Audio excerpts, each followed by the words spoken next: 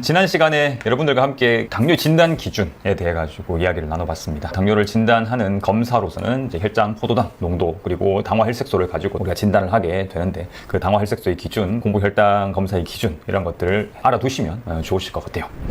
오늘은요, 당뇨의 분류에 대해 가지고 한번 말씀을 드려보겠습니다. 당뇨라고 하는 것은 이제 당분 대사의 대사적인 이상에 의해 가지고 고혈당증이 특징적으로 나타나는 그런, 또 그로 인한 증상, 징후, 그걸 묶어가지고 우리가 당뇨다라고 얘기를 한다고 하는데요. 이 고혈당증이 특징적으로 나타난다고 해서 고혈당증이 직접적인 원인이다라고 볼 수는 없습니다. 그 고혈당증이 나타나는 원인이 있겠죠. 그래서 혈당이 높아지는 것 자체도 어떻게 보면 결과다라고 생각을 해볼 수가 있는 거고요. 이 당뇨를 유발하는, 즉 고혈당증을 유발하는 원인에 따라서 증상과 징후의 그룹을 적절히 분류를 할 수 있다면은 개인별 맞춤 관리라고 하는 부분들이 있어서 굉장히 큰 도움을 얻을 수가 있게 됩니다. 사실 당뇨병은 굉장히 다양한 범주로 분류가 되어 왔습니다. 그리고 이 동북아시아 쪽에서는 이 소갈이라고 하는 용어를 사용을 해서 이 소갈이 분류를 뭐 3소라고 해서 상소, 중소, 하소로 이렇게 나누기도 하고요. 현재는 전 세계적으로 당뇨를 가장 일반적으로 이렇게 크게 4가지의 분류로 나눠 볼 수가 있습니다. 물론 문화에 따라 가지고 차이가 있을 수는 있겠습니다만 가장 일반적인 분류라고 보시면 될 것 같아요.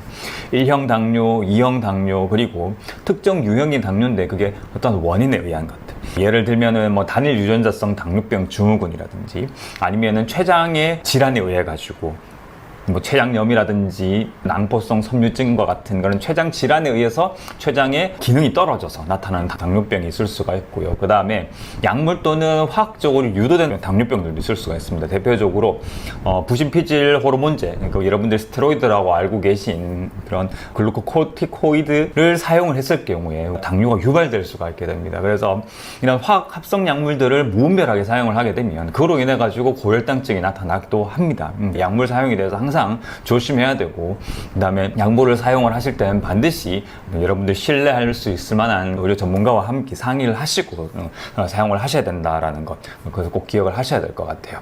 그 다음에 임신성 당뇨가 있습니다.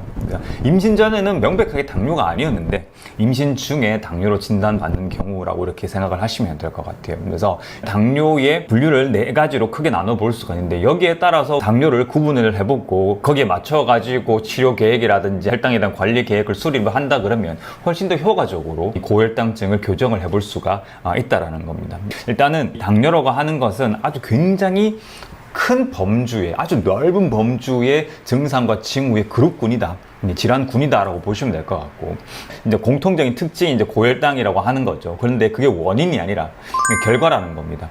그렇기 때문에 혈당 수치만 가지고 교정을 하려고 계속해서 개입을 하거나 아니면은 약물 사용을 하다 보면은 병의 근본적인 해결이라기보다는 단순하게 숫자 교정에 그치는 경우들이 생기게 됩니다. 그래서 이 당뇨를 접근을 할 때는 이 고혈당이라고 하는 부분 자체도 어떻게 보면 하나의 결과인 거고, 근본적으로 그 질환의 내면을 바라볼 수 있어야 되고, 우리 몸 전체의 건강 상태를 다 고려를 해야 되는 그런 굉장히 복잡한 질환이 될 수밖에 없습니다. 그래서 당뇨를 접근하는 것도 굉장히 어렵고, 그 다음에 당뇨라고 하는 질환에 대해서 치료 계획을 수립하는 것도 굉장히 어려운 것 같습니다.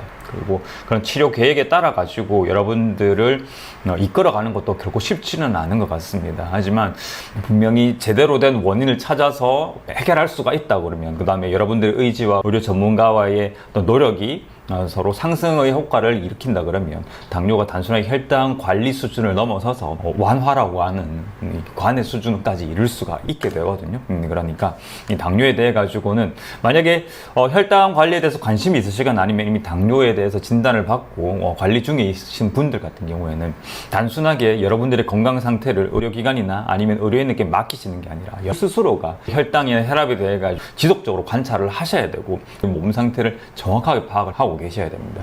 주체가 되어서 혈당 관리를 이끌어 나가실 수 있어야 효과적인 당뇨 관리 또는 당뇨 치료법이 이루어질 수가 있게 되는 것 같거든요. 여러분들의 노력에 헬스토픽이 조금이나마 도움이 될 수가 있을 수 있다 그러면 좋을 것 같습니다. 하여튼 오늘은 이렇게 당뇨의 분류에 대해서 개괄적으로 한번 말씀을 드려봤고요. 오늘 헬스토픽은 여기까지입니다.